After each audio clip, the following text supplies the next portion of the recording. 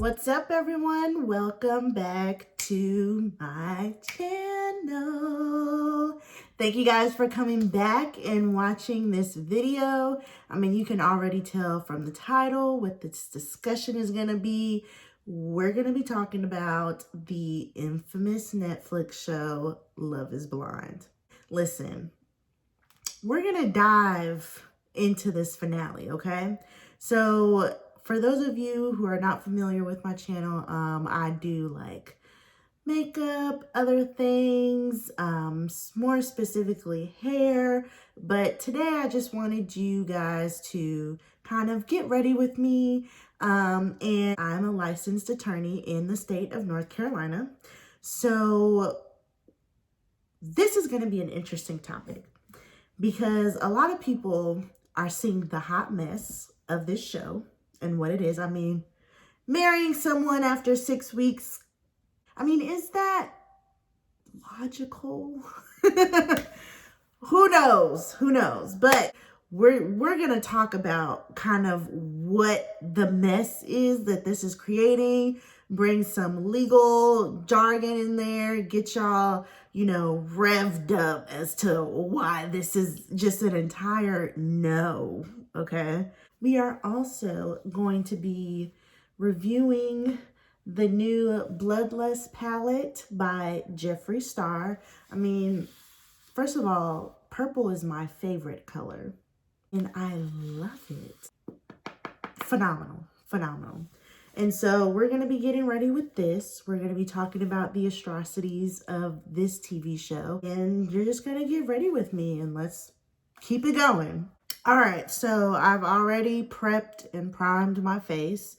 I did my eyebrows to the show.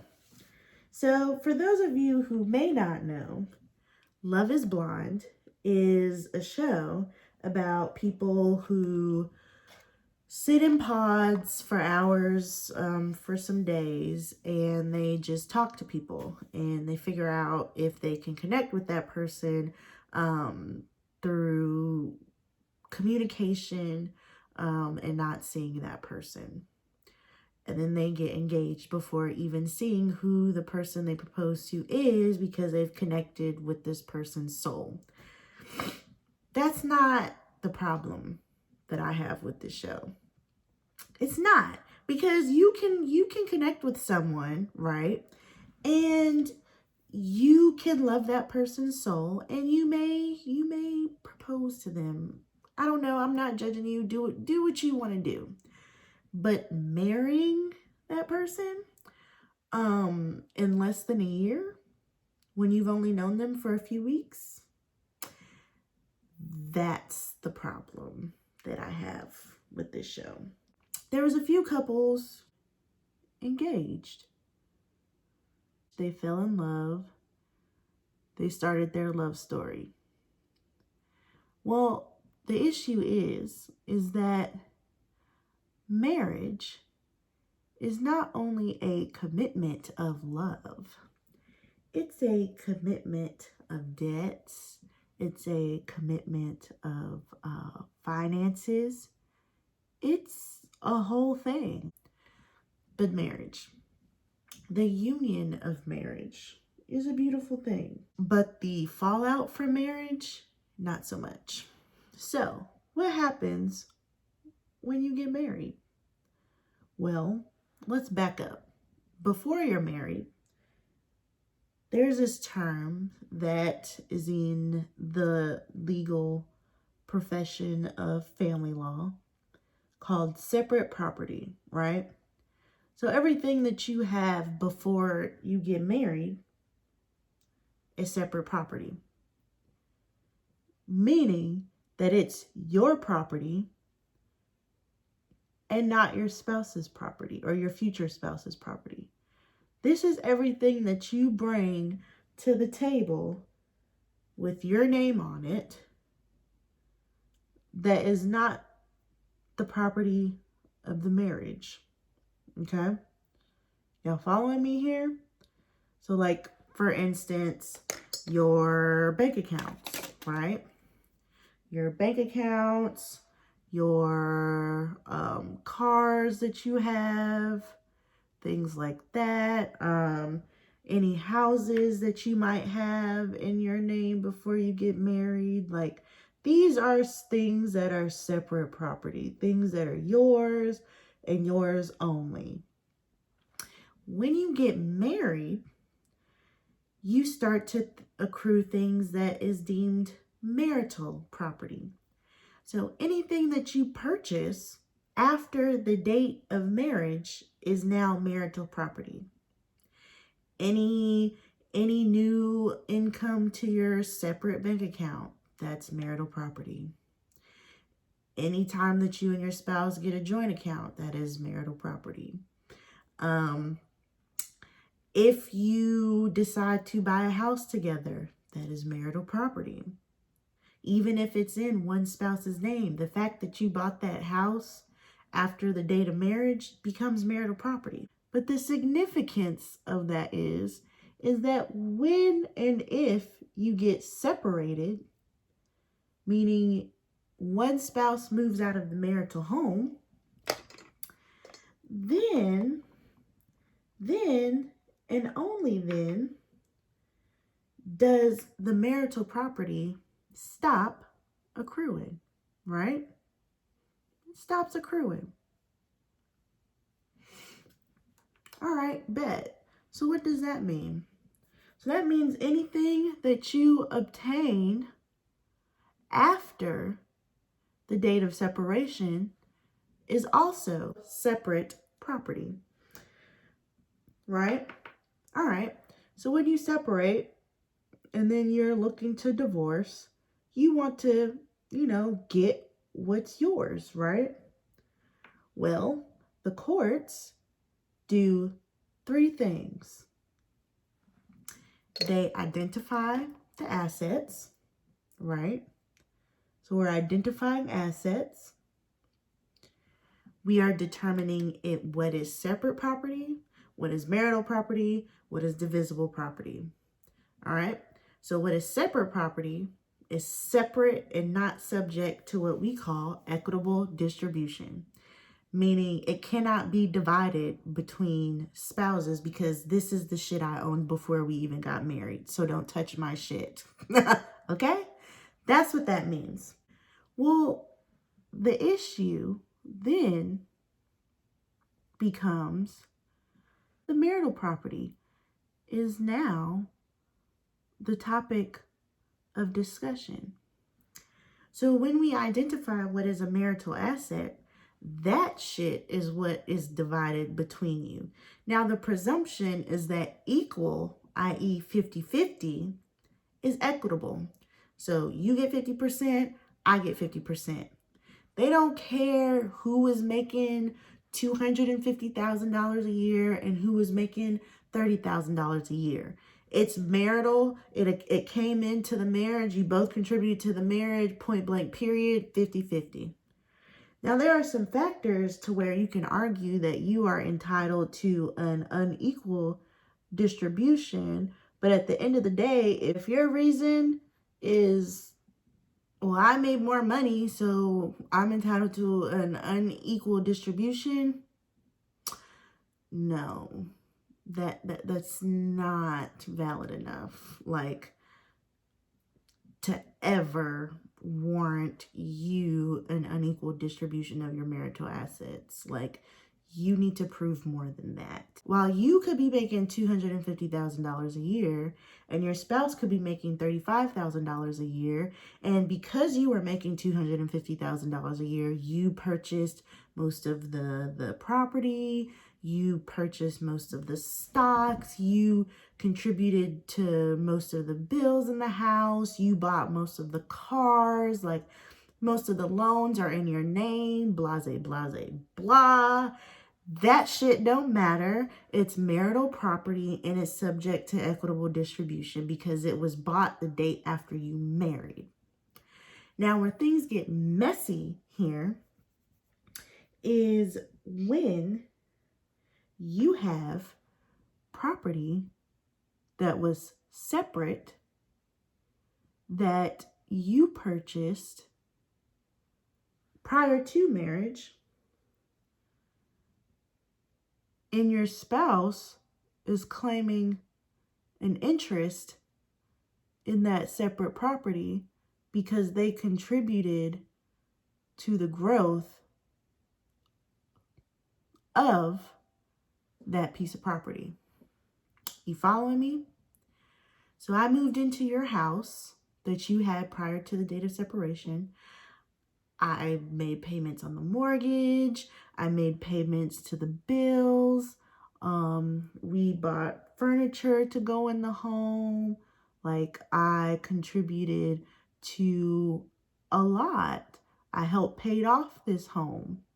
Even though it was never in my name, I moved in after we got married and I helped pay this bitch off. So you damn right I'm claiming an interest in this home. You damn right. Well, that's where things get messy when we're discussing this show, Love is Blind. And the perfect example that I'm going to bring up is the good old couple, Jessica and Mark. First of all, Jessica is a hot mess. And what she did to Mark throughout the show was bull.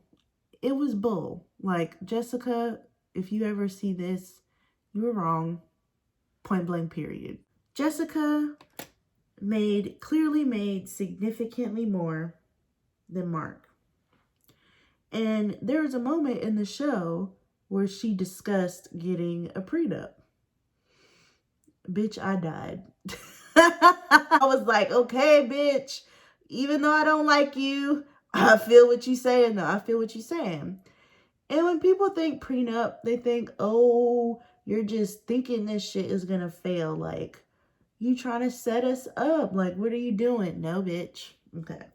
So what a prenup does is a prenup basically sets it up like this. I came to this marriage with this amount of stuff before we got married. If we divorce, the shit I came with remains mine, and your separate property remains yours. You are not going to make a claim to my shit, and I'm not going to make a claim to your shit. Period. You also waive claims for equitable distribution in regards to that shit. Now, you can set up a prenup to say you waive rights to equitable distribution, period. To where even though we bought shit during the marriage, we're still not dividing it through the courts or through a suit. Like, we can talk about what we want to talk about and leave it at that. But you're going to waive your right to something like that. Now, in this situation, that's smart as hell. Like, bitch, I don't know you. I don't know what kind of issues you got. Like, I don't know what debts you're coming with. I don't know, like, what's going on with your life because I've only known you for 6 weeks. Like, people don't really show you your true colors in a relationship for, like, over a year. But, like, come on. This is not real. Like, it can't be, but bitch, it's real. All right, so prenup. In an ideal world for this show, everyone would sign a prenup so that when they say I do, everything they came with to this marriage, if it doesn't work out, because I mean, you've only known this person for 6 weeks, it's doomed to fail. When you got people like Gianina who are just crazy as hell, I'm sorry, but she was like, what the? That was me the whole time. What is wrong with this bitch? No. So when you're in a situation like that, like, You want to make sure that your assets are protected, because when you say I do, when you become married, it doesn't matter. It doesn't matter. Once you separate and you want a divorce, they could now claim an interest in the contributions you made to your pension while you were married, to your 401k. Like, even if you had a 401k or a retirement account prior to marriage, when you become married, whatever value is added to that account during the course of your marriage is marital property. So let's say you had $20,000 in your IRA, and then when you get married, you continue to put money in there, and then by the time you separate, you have like $40,000 total in your IRA. Well, the way the courts divide this is they look at what's separate and value it, and then they look at what's marital and value it as of the date of separation. So your IRA that you had before you got married, that $20,000 is yours, baby. It's yours. Bitch can't make a claim to it, period. Okay? But that $20,000 that you gained during the marriage, even though your wife wasn't putting money into your IRA, guess what? Marital property, and that's subject to division, and she's entitled to a 50% interest of that $20,000. So while at the end of the day, you have $40,000 total, you're going to be walking away with your separate 20 plus the 10, and she's going to be walking away with $10,000 of your IRA. And you're going to have to eat the tax consequences on that. I guarantee you are. So with the prenup, this says I came in with the IRA. My IRA is mine, period, if we divorce. Doesn't matter that I came in with a $10,000 IRA, and by the time we separate, it's worth $80,000. That $80,000 full IRA is mine, and you have no claim to it. So that's what that's saying. Like, any addition in my separate bank account is my separate bank account. Any money that I put into my separate bank account is mine. It doesn't matter if I came into this marriage with $100 in my bank account and I leave with this marriage with $100,000 in my bank account. The fact that it's in this prenup, it's mine, and you waive your interest to it. But if you have like a joint account, you can put a clause in a prenup that says anything that you have jointly would be divided 50-50 or whatever percentage you want it to be divided by. So most people who are coming to a marriage with significantly more assets like business interests and things like that, when you think about it, it makes sense to have a prenup, because dividing that shit is a nightmare. And when you're in a situation like this damn show, Love is Blind, you're marrying someone you don't know. In a prenup, you can also say whatever debts you come with is your debts.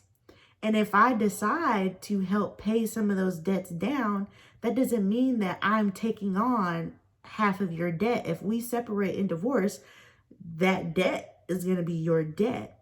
Because in equitable distribution, not only do you divide your assets, but you divide your debts too.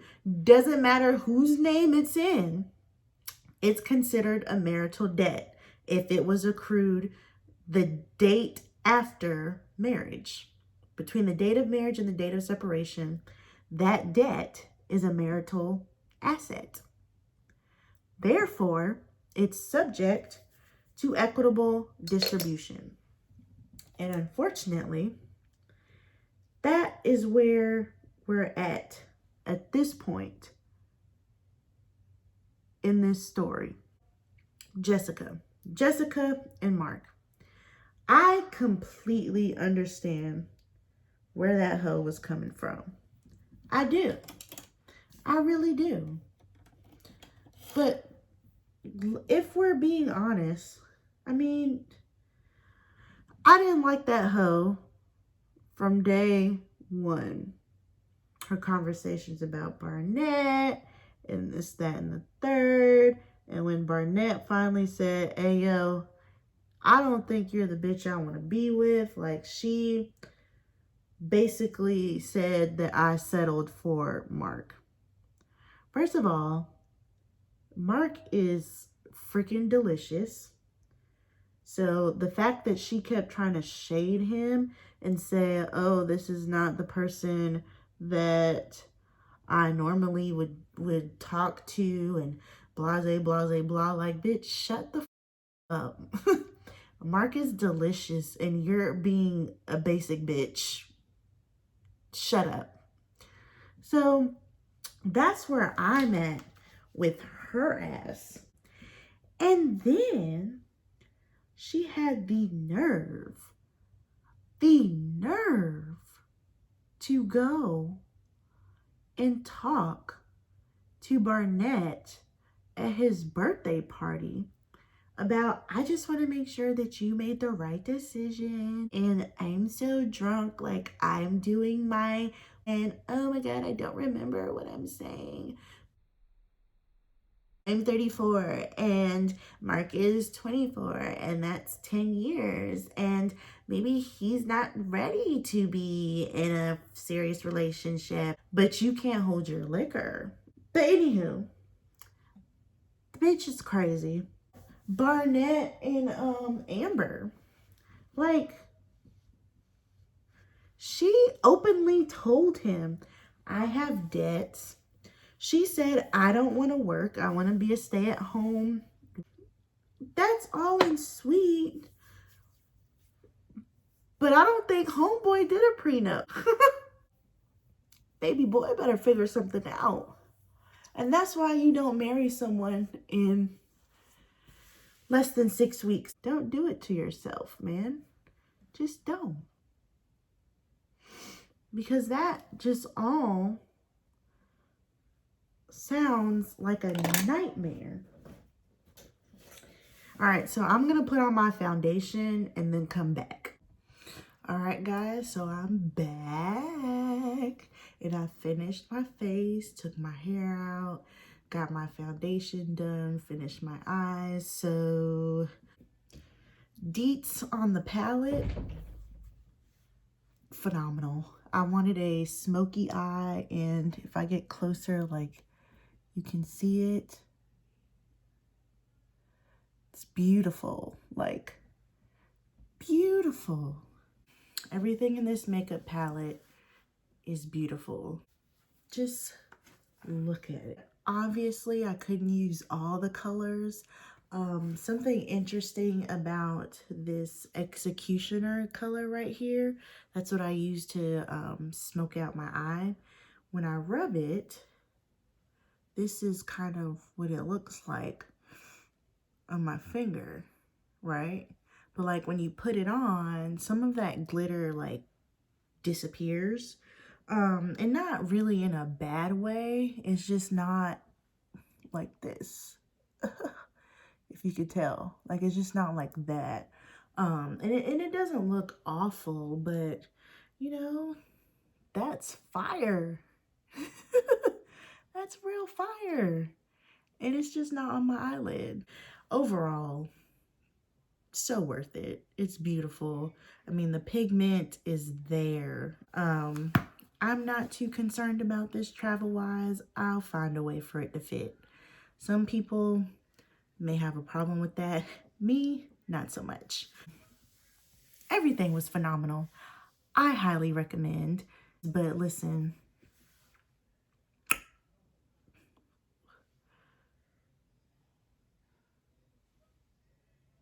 need I say more? If you're interested in how I did my hair, sound off below. I can do a video on this look and we can get deep into it. But following up from our conversation before I had to take a break and get this together, the idea of this show, Love is Blind, it's a remarkable idea. But what they failed to mention is like what's not blind. I was interrupted. So you're marrying someone that you've only known for 6 weeks, And then what happens when you guys divorce? Let me tell you something. Baby girl would be getting a prenup because there's no way, no ma'am.